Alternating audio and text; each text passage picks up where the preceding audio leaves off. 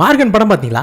Cyberpunk game விளையாண்டீங்களா? என்னடா பொதுவா வந்துட்டு ஒரு கேள்வி தான் கேட்கணும், 2 கேள்வி கேட்கறானே, அதுக்கு இதுக்கு என்ன சம்பந்தம்? தமிழ்லயே பார்த்திருப்பீங்க, டைட்டிலையும் பார்த்திருப்பீங்க.